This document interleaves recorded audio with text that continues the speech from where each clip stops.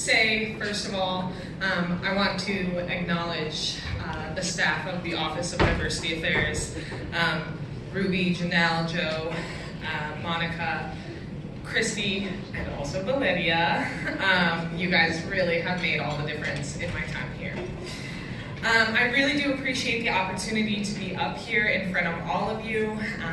You are my peers, my friends, and ultimately really my family here at Leeds.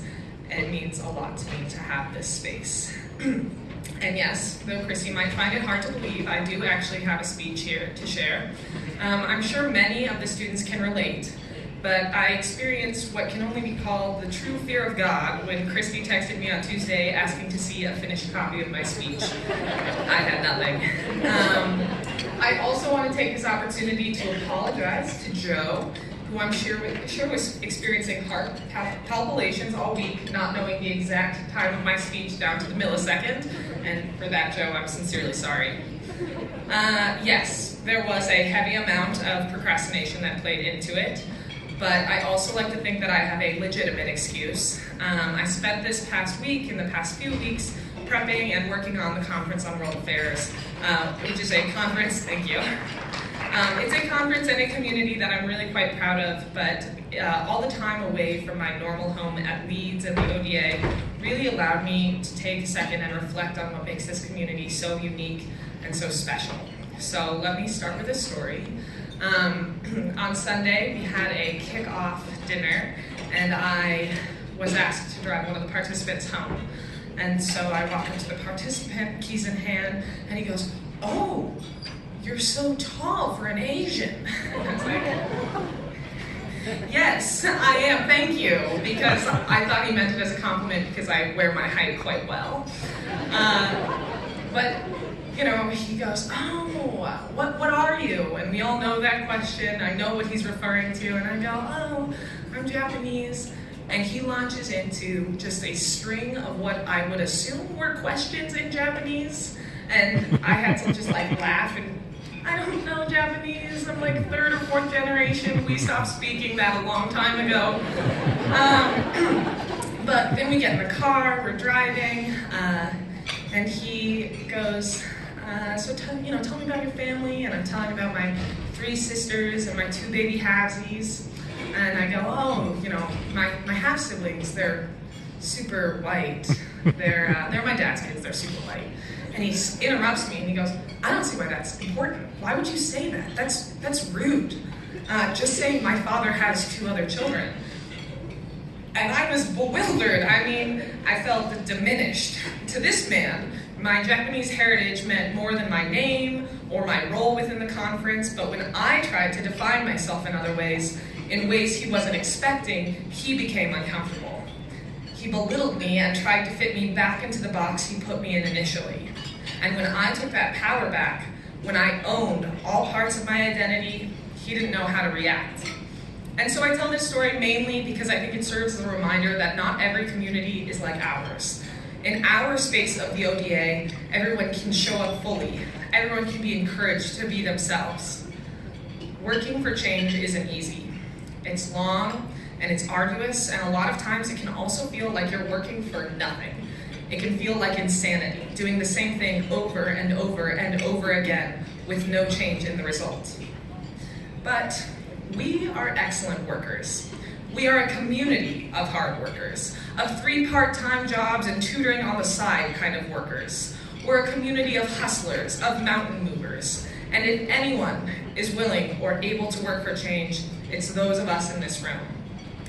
We cannot let other people put us into boxes they feel the most comfortable with. We cannot let others diminish our strength and our identities and our cultures because it makes them feel better. When we show up, we must bring everything that we are every time, and we must encourage others to do the same. And through this community, I've been able to surround myself with people who have encouraged me to do just that. In my sophomore year, Joshjeet Manga and Weston Ballard invited me to compete on their diversity and business ethics case competition team. And someone, just like that, reached out to me. Someone turned around to me and said, "I value you the way you are." And in every discussion we had, in every fight that we had, It was a team of people bringing out the best in each other, and I learned so much. And we won. But I fell in love with the way that these teams form, the way that I suddenly had a team of mentors and guides and of friends and challengers. And I found a place to begin working for change. So in my junior year, I began putting together teams of my own.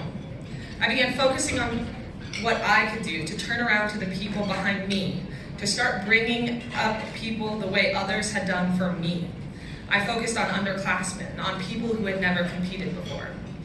And I was successful. I mean, we were very successful. Over the course of 2 years, we never placed lower than second in any case competition. And then this year, I failed to make it past the preliminaries in the same competition that had started it all. And although right now it may seem otherwise, it wasn't that I was arrogant enough to think that I would never lose.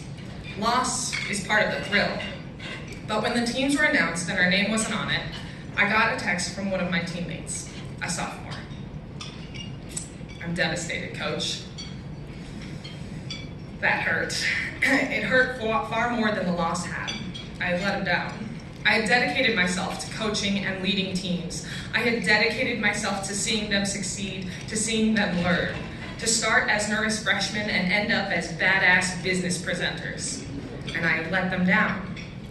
And so when the Caesar Cakes competition rolled around this year, I vowed to rededicate myself to working for change, to teaching and coaching. And this year, for the third year in a row, diverse scholars teams took 2 of the top 3 positions. And my team, compiled entirely of women of color, named after our Lord and Savior Beyonce, won.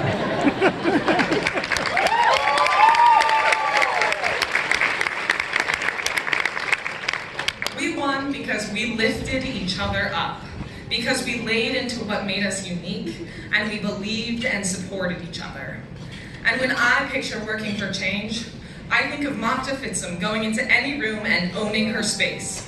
I think of Alex Espinoza sitting in the office giving people advice on getting into the business of sports program. I think of Winston Yee organizing giant review sessions for the entire freshman class. I think of everyone in this community who has ever opened a door and kept it open for others to follow. Working for change means that even when you go out into the world and you are the only person who looks like you in a room, you continue to bring your full self. It means you bolster yourself up, you raise your head higher, and you own every experience that got you there. We may still be alone. We may still walk into a room and feel out of place, or unwanted, or tokenized. But by virtue of being part of this community, of being some of the best that Leeds has to offer, we must accept that challenge.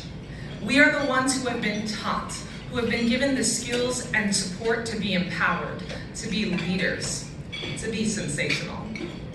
This community has given each of us so much, and each of us something different. But what we all get from this community is this endless support. When you go out into the workplace and you face challenges, they will be real challenges. They will affect your job and your income and at times your self-worth. And when we go out into the workplace, there will be no ODA to walk into and vent.